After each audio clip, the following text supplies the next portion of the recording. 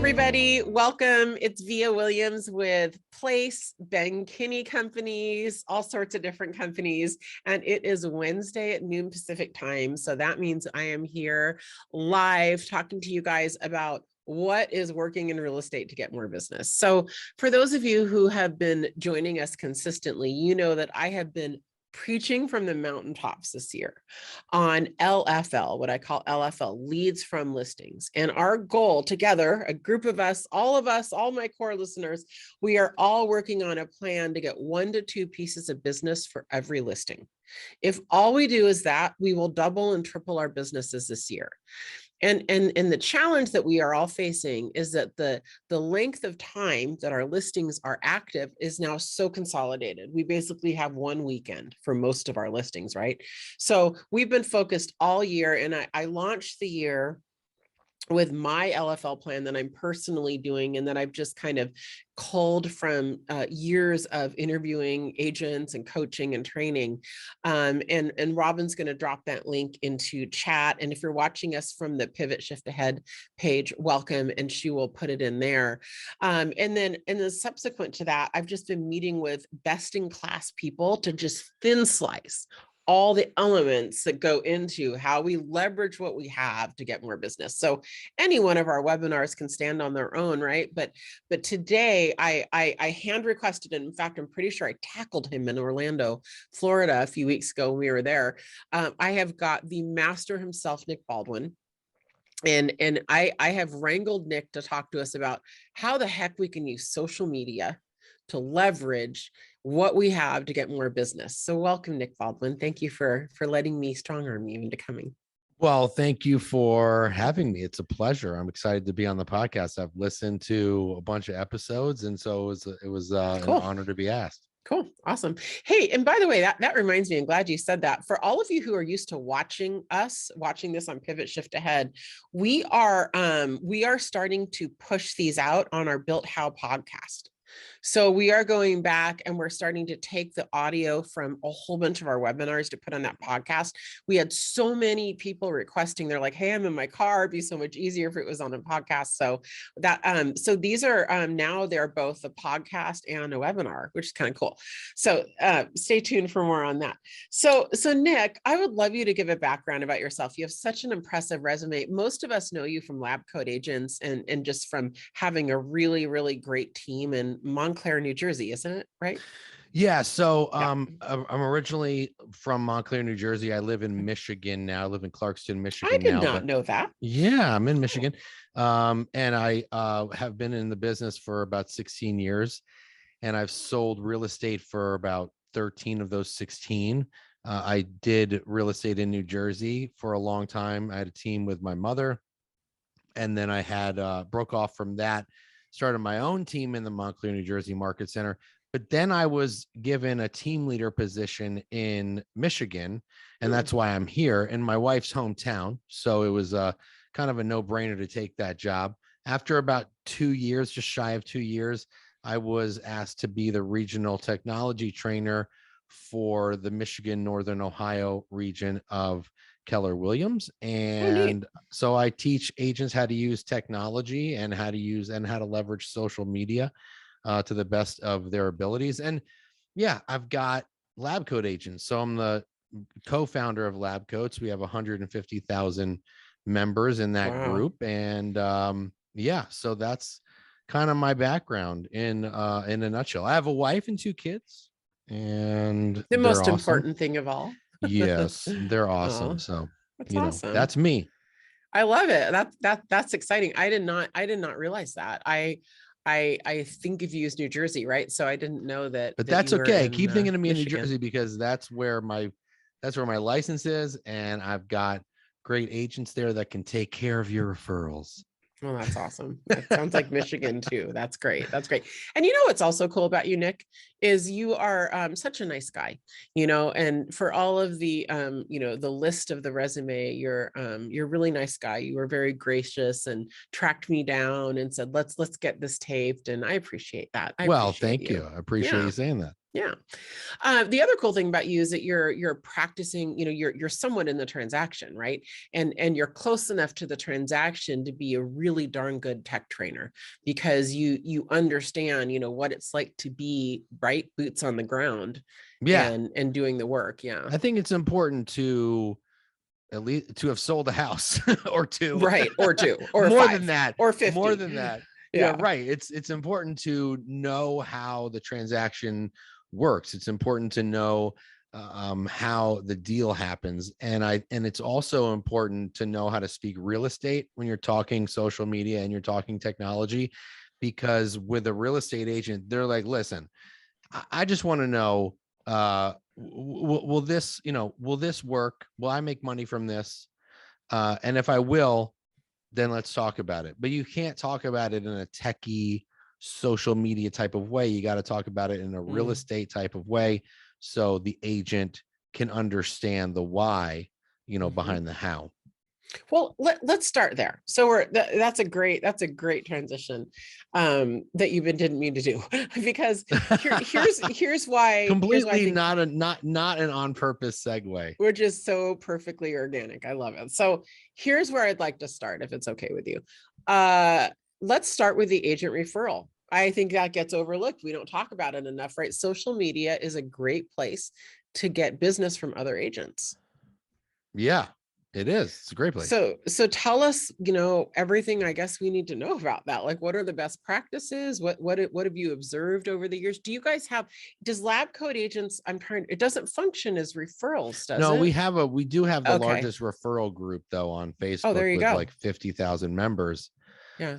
But I like that you brought that up, because there are people in the business who have made a name for themselves in certain areas of the country, right? Like whenever there's a referral, on social media for New Jersey, I just have people tagging me, like, and I could be in the complete opposite end of the state. Yeah. Right. But like, people I get that. I'm in Seattle, and I have to say, I get that anywhere in Washington. I get people. Yeah. Yeah. Which is actually kind of cool, because that means that you have a great reputation, and people are referring you. They know that you're doing business. Maybe you're not the right person like in terms of location, but I think it's really important but we sure know the right people. Well, right. So it's important to conduct yourself in a professional way. It's important to be kind. It's important to just be that person that, to form those relationships, because, and it's important to have a business that people know about, right? Because the average agent's only doing like 4, maybe 5 transactions a year, if that. So social media, definitely a great place for that. It also has its downsides though, too, because there's a lot of, you could get hooked up with really just the wrong person. You could just get hooked up with the wrong person. There's definitely that group of agents that like they band together and they refer each other, and they like, and you're like, I've never heard of them. What's it called? Right. Cheerleading. Is that what it's called? Yeah, where they all cheerlead for themselves.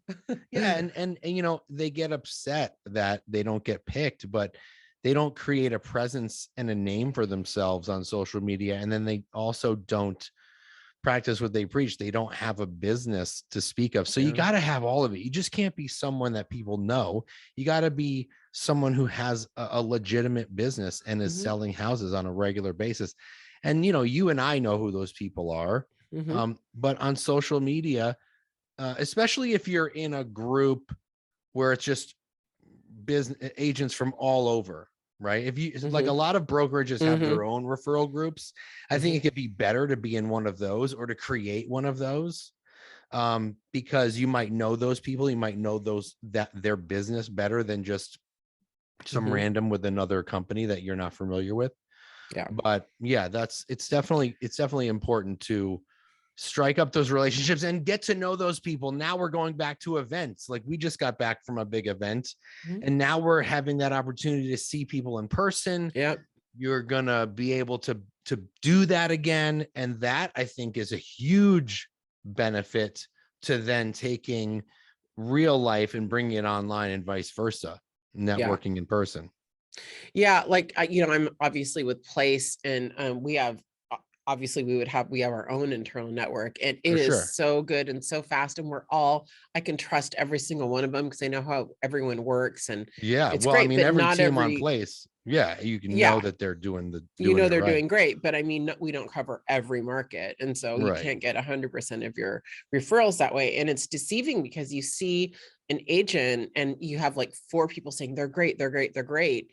And then you'll talk to someone locally, they're like, I've never heard of them. They don't do any business. Right. So you have to do your homework and Oh, interview totally. some on behalf of your clients and make sure that you're, giving good people. Well, I've always felt that you should, if you're looking for a referral for a client, I've always felt like you should collect the names and information of at least three different people and then let your client talk to those people and then let your client choose. You know what I mean? Because is it really up to you to make that decision? What do you think?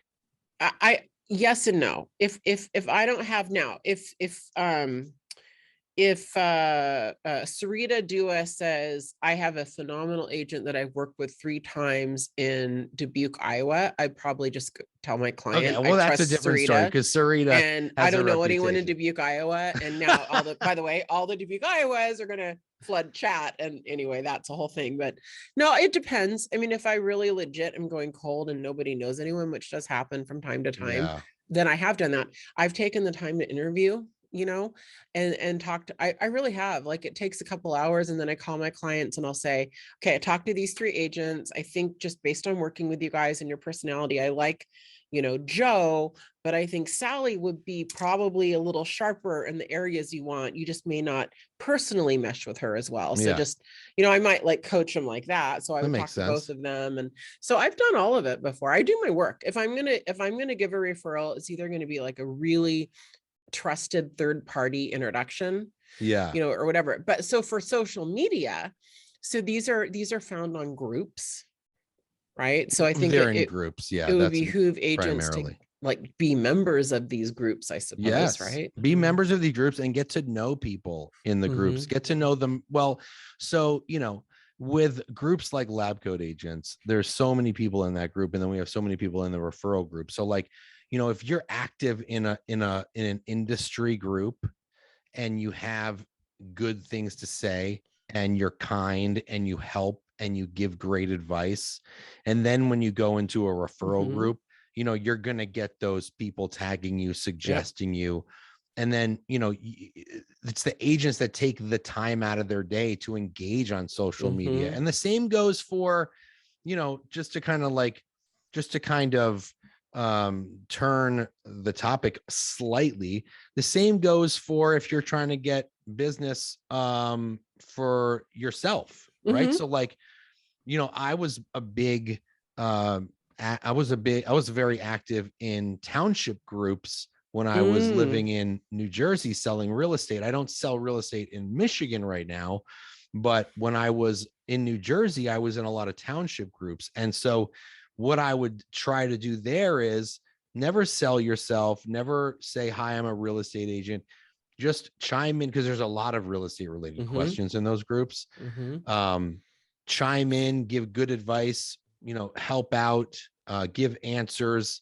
And then the more engaged you are and the more helpful you are, someone is more inclined to click through to your profile Mm-hmm. and see, oh, this person's a real estate agent. Like, here's an example. So like, I had been living in Michigan for probably a year at this point when this happened. I got a phone call from a homeowner in New Jersey, and he said, hey, Nick, this is, Joe Schmo from, Bloomfield, New Jersey. And we want to sell our house. He says to me, about 2 years ago, about 3 years ago, you made a very good comment on a post in the Bloomfield group. And I thought it was really intelligent. And I Isn't that said, when we sell amazing? our house, that's the guy we're going to call. Yeah. I mean, Wow. it was like It's 2 years crazy. ago. Like, he goes, when we sell our house, that's the guy we're going to call. That So must have been a good comment. Now I I want to was know what like, it yeah, was. I was like, wow, okay, this is pretty awesome. So I had my team in New Jersey and we listed the house. But I think, it's so important to just come from a place of contribution, no Yeah, matter what I you're agree. doing. Well, and you kind of moved us right naturally into the second thing, which is now you're talking about groups, but not agent to agent. You're talking about getting involved in local groups. Well, yeah. So, I mean, there's different kinds of groups. It could be a local township group. If you're a real estate agent, starting one of those groups. I always tell real estate agents, if you're a real estate agent, don't start a real estate group. No. Start okay. a group that. How dare you? No real estate groups, real estate well, agents. no, I mean, don't listen. It's called social media, not selling media. Yeah, right. No, not good. business media. So for a reason. So the agents that do really well on social media, they have groups around certain topics. Like lots of agents, there's some agents that have mommed groups. Maybe there's a group about baseball, or I love comic books. Maybe I'd start a comic book group, something. Buy sell groups, right. Buy sell groups. Yeah. Something that will instantly give you a connection to somebody else. Right. And so you have something in common with them. You could start a township group, but there's probably already one that is probably already really big. But the key is not to sell yourself. The key is to just create these relationships. Come from value. Yeah. And have something in common with someone to the point where then they start to get to know you. And over time, like, let's say it's just like, a group about like boating. Over time, oh, Nick loves to boat and he's also an agent, and I'm thinking of selling my house. You know what I'm saying? Yeah, so we totally. like the same kind of stuff. I'm thinking of selling my house. Like with Lab Coat Agents, when we started that, we wanted to talk about technology, and that's essentially what it was. And then now it's morphed into like technology, mindset, lead generation, lots of different things. But when you're starting a Facebook group, it's important to start with something that you're passionate about that will create connections between you and other people. And when you create connections and you create relationships, and then business comes organically from that. It's interesting because a lot of people watch us on the Pivot Shift Ahead group. And I look at that group, they've done phenomenally well. Huge. It's an affinity group, same thing. And it's just such a great sense of community. The hardest part for me, Nick, because I started a leadership group, and we got up to about 6,000 members, which I think is pretty good. I know it's not your pretty good for leadership. But the problem is I'm a horrible community manager. I just don't have the time and patience, and I fizzle out just putting in the constant, sorry, I just knocked my water over, content. And so I'm a horrible community manager. Like, and that's, it takes, don't start your own unless you're really ready to moderate it and put constant content in there. Cause it's hard. It takes more time than you think. Well, that's a good point. So like over time, you're going to meet people in your community groups or whatever group you started, and you're going to meet people who have just as much of a passion for what the group is about as you do. And so you're going to bring on moderators. You're going to bring on other moderators to help you with the group. And you might not be the person who's going to be moderating activity. Like with, we don't, my business partner, Tristan, and I, we don't accept people into the group. We don't delete things. We don't ban people. We have a group of 40 moderators for a group that big. 40. Yeah, we have 40. Yeah. I mean, it's a big group. So yeah, I mean, I've never known the numbers for that. Yeah, that's a lot. Wow, I think it might be more than 40. And do they post too, or is it just admin? Oh my! They do webinars. They post. Okay, like this. I mean, that's. I guess I'm a content. I guess I'm doing it for Pivot Shift. Yeah, well, we're doing it right now for Pivot. We're doing it right now. Yeah, James Shaw, who runs Pivot. Amazing. Yeah, he's got a bunch of people that help him out too. You need the help. So you need to find people that are passionate like you are. And then that's more relationships that are formed, so there's a lot that can come from that. God, I never thought of that. That's crazy. 40. Well, I just need to let that absorb. So, we talked about agent to agent groups, right? And then we kind of talked about consumer type and affinity type groups, I guess, right? How else can we use social media to get more business? So I always tell agents, listen, you know, it's nice to post your accolades. It's nice to Oh, let's post. talk about this. Yeah. I mean, listen, we're all guilty of it. I'm guilty of Oh, it. I'm not a hater. Yeah. I'm No, not I a hater, know. I actually. know you're not a hater. I'm not a hater either. I think I it's don't hate very, it. no, People it's come down important to, hard on those. And I'm like, God, some guy posted the other day is like, I know I'm going to get like slammed for this, but I'm so proud of my team. We sold 100 homes and I was clapping for him. I don't know. I'm not a oh, I hater. think it may have been Ken Posick. He said It was Ken. It he was didn't Ken he Posick. didn't sell And 100 homes I loved yet. it. He has 100 buyers and sellers in Oh, that's what it contract. was. In Yeah, contract. yeah, yeah. Okay. And he There you go. started out saying, listen, you know, I might get bashed for this, but Right. listen, I know how hard Ken Yes. has worked Yeah, me to too. get to that point, coming from the Detroit area and moving to Orlando and only being in Yeah. Orlando for like the last 5 or 6 years.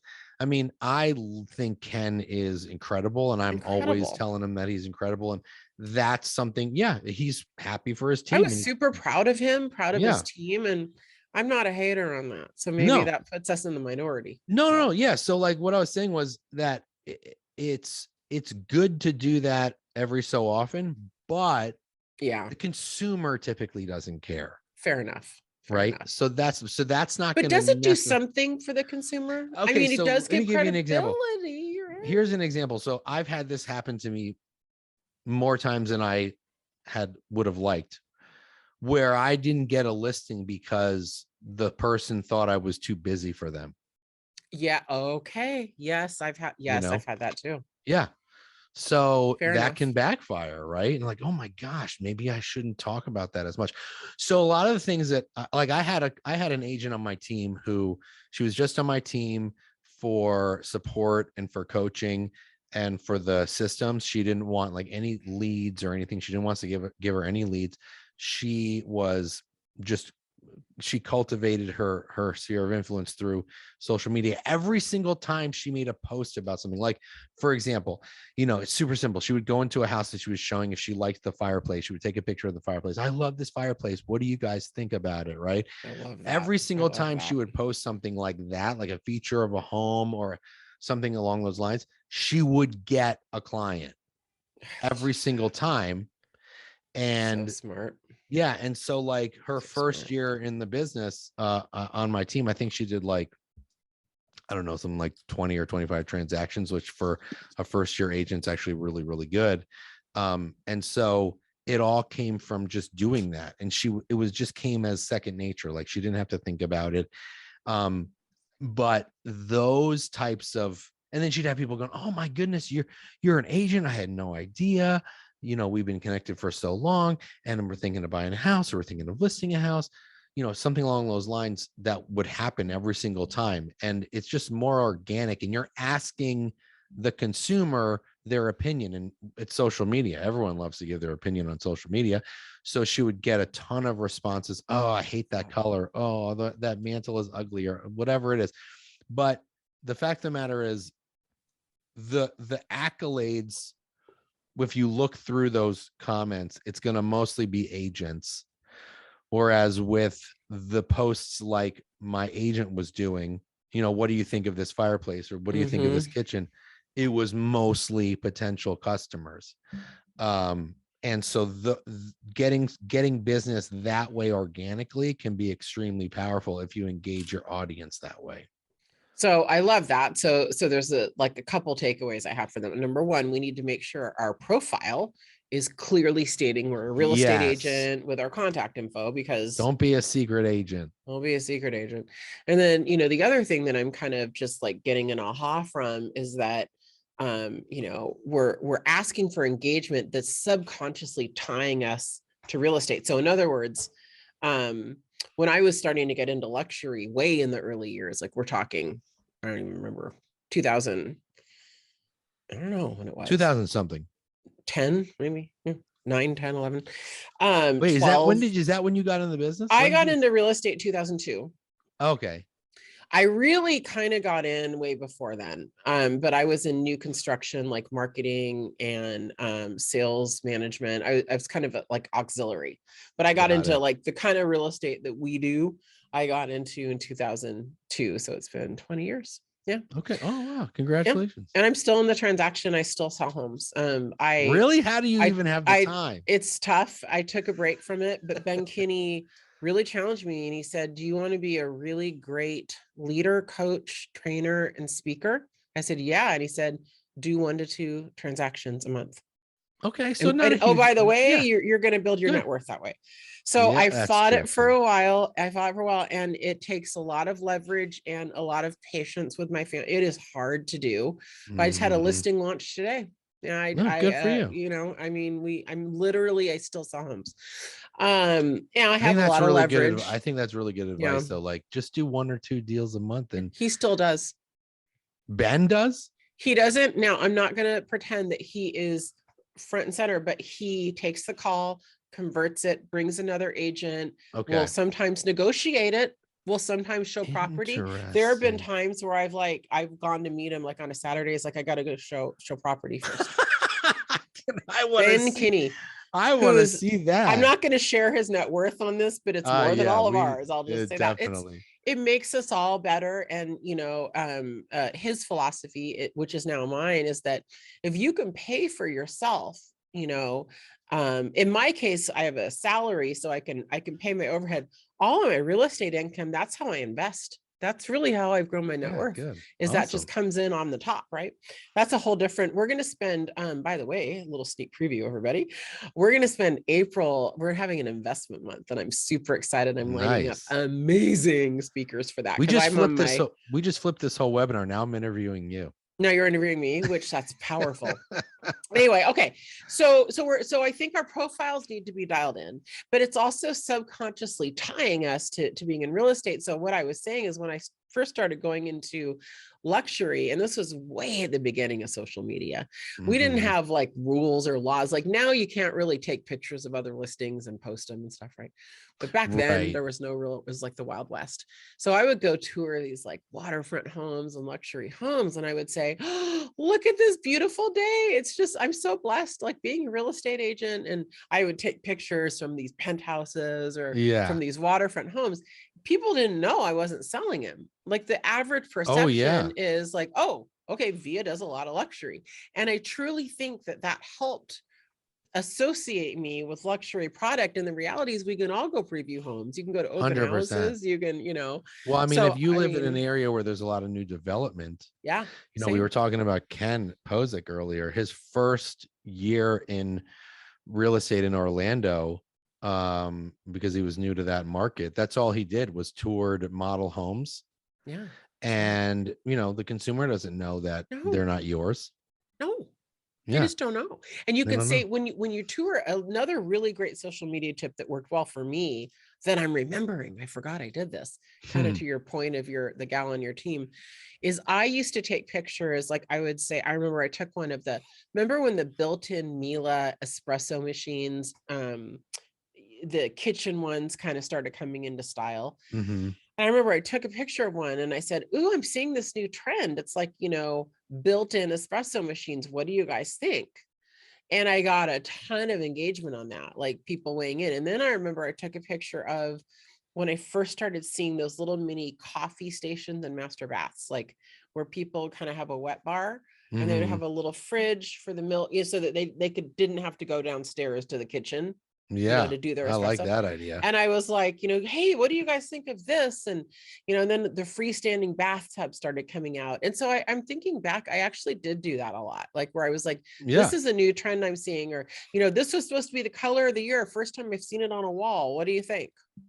Color of the year. That always gets the engagement for sure. Yeah. Yeah. So, okay. So organically, we can do stuff like that where we can tie ourselves to being in real estate without saying, here's another listing that I sold with a template, Right. How else can we use social media? What about like paid ads? Yeah. So paid ads through Facebook are, people have a love-hate relationship with those, right? So I love them, but it's all about follow-up. And before we went live, we were kind of talking about how Home this agent valuation that's just stuff. killing it with home valuation ads, which if Robin's going to someone, drop that link. That is one of my best webinars. Tamara Moore and Gail Smith are crushing it with home valuations. yeah, that's pretty amazing if they're doing that, because it's really hard to do well with like what's your home worth ads these days, but because it's all about the follow-up, and most agents aren't going to have that follow-up. So honestly, a lot of our place teams are crushing it, I have to say. We have really well, good follow-up good. plans, though, really good training. Yeah. It takes a Well, lot that's the of whole thing. You have to have, infrastructure. it's all about the automation, and it's all about the follow-up through automation. If you don't have the systems in place, don't lead generate through paid ads. That's the first 100%. thing I'm going to say to somebody. If you don't have the automated systems in place to follow up, and you don't have the plans or the text messages or the emails or whatever the case may be, if you don't have any of those things in place, then please don't spend money on internet leads. You're just going to flush your money down the toilet. You might as well just actually just send it to me. Just send me the money. That's probably the best bet. But with Facebook, it's really only like a 1 to 2% conversion rate. You have to generate a ton of leads. But the good thing about it is you're going to generate a lead for like, $2 or $3 or $4. You're going to need to generate hundreds of them. At the end of the day, it's going to be much more cost effective than your Zillow or your realtor.com. And you may close, like if you generate 100 leads, maybe you'll close 1, maybe 2 within 6 months, 6 to 9 months. But then there's 99 or 98 other ones that you could continuously nurture, and you'll get another handful of potential buyers or sellers out of those people over the course of a year, year and a half, 2 years, 3 years. I mean, there's been instances where I have leads in my database that I've just been cultivating with listing alerts and in automated emails and the occasional text message and the occasional phone call, and like I just don't hear from them, right? Like they're just silent. And then they'll like request to see a property out of nowhere, like 3 years later, and then when I call them, they finally pick up. You have to, but they recognize though that you've stuck with them. Yeah. Right. It's customer service. They recognize that you are going to be there when they're ready to talk to you. And that's really what it's all about. It's not about when you're ready to talk. It's about when they're ready to talk. Well, 100%. And we both know, Nick, if it's not automated, it's not going to happen. Agents will never follow. You are not capable of following up on your own. This has got to be automated, and really good automation has your picture. Really good automation should have it looking like you're sending it manually. Those market reports I send, I swear people thank me for them. Like they legit think that God bless them, I am not doing those every month. Right. But that's how a lot of those home valuation leads are being converted, is because they're getting the market reports. I keep tipping my water over. They're getting the market reports, and there's photos, and it's like, hey, this is what's happening in your house. They really think we're like keeping up on it. Yeah. Well, I mean, if you have a system that has a good market report, a lot of systems do, that can automate them, or just, it doesn't have to be necessarily specific to their house. If you don't know, if you've never physically, been inside their house, or it could just be like a neighborhood report. It could be a zip code report. It could be something that just kind of gives them an idea of like what's going on in their area. And, people typically aren't interested in really what their house is worth until they're starting to think about, maybe I should sell it. Like, I don't care what my house is. I just bought my new, I just bought my new house, like 3 months ago. And, I don't really care what it's worth until, probably another 10, 20 years from now, because we're not going to be going anywhere. That's just most people. Right. And like you said, unless they're going to refinance. While the what's your home worth ads maybe have been saturated, it's again not about that. It's about just keeping in touch. That's what it comes Yeah, down to. and I also think, I mean, not to bunny trail too much on that, but I also think that not all home valuation backends are created equally, True. because we have ours that capture a partial. And so even if they don't fill in all their contact info, we will capture we can even capture their full address from a partial. Anyway, we have an ability to jump in on someone who starts and doesn't finish. And so that's, I think, really important too. Yeah. What is a good call to action if you're going to do a paid ad? Like, where Right. are you sending them to home valuation? You know, what else are you doing that works? So Facebook has a lot of great calls to action, but I will tell you, when you're paying for ads on Facebook, Facebook leads are going to be what's called top of funnel, and Mhm. Google leads are going to be middle of funnel, and then Zillow are going to be bottom of funnel. And that just means like their readiness factor. It doesn't necessarily mean they're not motivated. Like I could be motivated to buy, a fancy sports car, but I just might not be financially ready to do that. Right. Like it doesn't mean that I don't have the motivation. It just means I'm not ready. But with Facebook, because 9 times out of 10, they're going to be 12 to 18 months out, maybe longer. Your call to action should not be sign up. It shouldn't be anything to like schedule a showing to see a property. It should be learn more. Less commitment. Right. Less commitment. Because people don't want to sign up for more stuff. Yeah. You know what I mean? If they see sign up, they're going to be like, yeah. oh, they're going to just be like, oh, I don't want to do that. Yeah. But if you have an ad for a new house, and you're saying, like this beautiful house just hit the market in Anytown, USA, granite countertops, wide open floor plan, yada, yada, yada. Click learn more for photos, information, and price. And you're telling them what they're going to get if they click learn more. If you're not going to tell them, if they don't know what they're getting, they're not as inclined to click learn more. That's a huge aha for me to hear that. Oh, cool. Yeah. Wow. Okay, cool. I just taught you something. Look at that. You taught me something. Yeah. so they're more inclined to click the button if they know what they're going to get on the other side, which makes total sense. Yeah, because why should they click learn more if you're not giving them anything? And show them at least like 5 to 10 photos, right? 10 might be too many, but maybe 5 to 7 photos, but make sure that you're putting like the best photos in the ad, like the photos of the rooms that everyone wants to see, the kitchens, the bathrooms, the finished basements, the master main bedroom.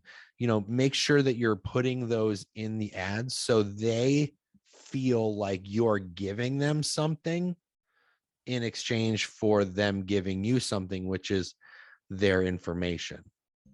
I love that. I've always been taught, just from I do have a nice, I'm not like high end. I have a really nice, high end into luxury business.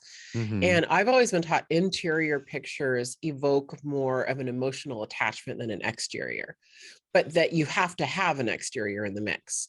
But that oftentimes like a really well done like interior living room, or kitchen that might show a view in the background can sometimes invite people in better than an exterior.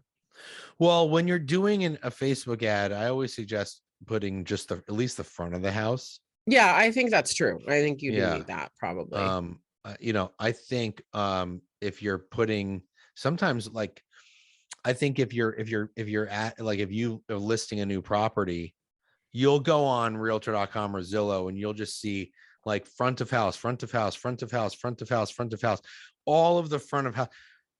Make yours the kitchen. So it's like front kitchen. Ooh, it's like a break from the norm. Yeah. That looks different. I'm going to click on that. That's what we used to do. We got a lot of clicks that way. Oh, that's good. Yeah. But interesting. So, okay. With social media though, it is just important to make sure that you're not coming across too pressurizing, right? Like, and if you're calling that person after they submit their information, because you have said learn more, and for photos, info, and price, click learn more, calling them and then saying, hi, Via, this is Nick. And I'm with Keller Williams. And you just looked at our new listing at 123 Main Street. When do you want to see that property? That's the complete wrong way to go about it. If they're a social media lead, more along the lines of, hi, Via, this is Nick with Keller Williams. And you looked at the house at 123 Main Street that we had on Facebook. I know you might not be looking to make a purchase just yet, but I was curious, like, what you liked about the house. That's better, because you're getting in front of an objection by saying, I know you may not be looking to buy a house, because they're going to tell you, oh, I was just looking anyway. Right. So if you're getting in front of that and you just want feedback, they're more inclined to give you their opinion. Oh yeah, I just really liked the open floor plan. You know what I mean? So they're just, or I didn't like the kitchen, or I did like this and I didn't like that. That's just the better way to approach it. It's less pressurizing. I like that a lot. It reminds me of the script that I've used for years. I still use it, which is, it's a little more customer servicey when you're top of the funnel, is, kind of what you're saying, because totally, you're just trying to get in rapport. You're not going to sell a house that day necessarily, you don't know, but if you get in rapport and they are ready to sell a house, you're going to have a better chance at that point. Now, bottom of the funnel, Zillow, you want to close and get them to that house. Right. In 5 I want to minutes. see that house. I want to see that house. Right away. But what my script is basically, hey, Nick, this is Via. I saw that you clicked on this house and you saw a couple other ones in Kirkland and Bellevue. That's my prime area. I just wanted to let you know there's a real person behind your screen. Yeah. And I'm here to answer any questions. It looks like you're kind of, looking around bridal trails. Is that kind of the area you're looking in? Do you want to learn more about schools? Can I help you with anything? And so I've used that script for a lot of years, and it's been good too, just coming from service. Yeah, just coming from a place of contribution and customer service. I'm totally 100%. Another message that I like to use, and this is usually text, and this is usually if I can't get in touch with them over the course of the first couple weeks, is, hi, Via, this is Nick with Keller Williams again. Listen, I hope I'm not being a bother. I hope I'm not being a pest. I just really want to make sure you're being taken care of. Is there any must-haves that you have that I have to know about, so I don't send you the wrong homes and spam you? That. That's good. Yeah, because I get a lot of, oh no, you're not bothering me. This happened in my life, or this came up, or whatever. Because when does a salesperson ever admit to being a pain? Like, never, right? I like that. Yeah. So it's a big one that we get a lot of responses. But again, what Nick and I are talking about is an appropriate response to an appropriate lead, right? So if this was a bottom of funnel lead, like, make no mistake, it's very aggressive and very fast, right? It is speed to lead to appointment. So I always say, like, for Facebook, find out what they liked about the house. For Google, it's different. They're sitting down at their computer and they're typing in homes for sale in any town, USA. So you can be a little bit more upfront with them too. But then with Zillow and Realtor.com, they're clicking a request to see the property button. And you could just say, cut to the chase. Hey, Via, it's Nick with Keller Williams. You requested to see 123 Main Street. I'm available today at 10 or tomorrow at 2. What works best for you? That's right. And by the way, if you're not getting in touch with them in less than in 2 minutes or less, then forget about it. 120 seconds. That's it. And we say 5 minutes, and that's the old response management study, but I'm hearing 120 seconds almost across the board now. Yeah. 5 minutes. So I want to cover one more topic. Because this is, in fact, I've been looking forward to asking you this since I knew you were coming on. Okay. Because I'm nervous. This is a topic where I don't have any experience, and my instinct is I need to dive into this one more. And that is this whole concept of retargeting and remarketing, where you can upload databases, I think, to Instagram or Facebook, or I would love to learn more about how that all works. Yeah. So Facebook, it used to be easier to do it if you had like a pixel that you could retarget people, but they're taking that away.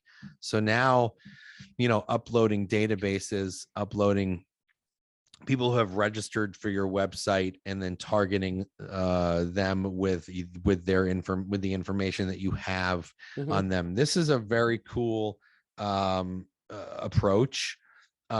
So there's a couple different ways. One is called dynamic ads for real estate, or DARE, DARE. So dynamic ads for real estate is, you're going to have to, sign up for some company who offers that, because it's very, very high tech, and more high Okay, tech than the average person. got it. Yeah. But the cool thing about that, and I'll tell you what it does. Okay, so it was created for retail. It was created for like Amazon type websites. So like when you're going to Amazon and you're clicking on, shoes, and then you click off Amazon and then you see those shoes and you see other shoes that are similar to those shoes. Like for me, I have a addiction to sneakers. So like I'll always see different types of sneakers in my newsfeed. And every time I see them, they're all different. They're all like, and it changes. It's dynamic. It's like when you implement real estate, because there's no other industry other than retail that has more inventory, right? Maybe right now it's probably not, but typically real estate has more inventory. And every little tweak that the consumer does, like if they visit your site and they look at houses in Michigan for, $300,000, 3 bedrooms, 2 bathrooms, when they visit your site and look at that, that's what's then going to reflect on social media. Now, when they then see the ad again advertising those homes, and they'll click through to your website, and maybe they tweak it a little bit. Maybe they go from 300 to 350.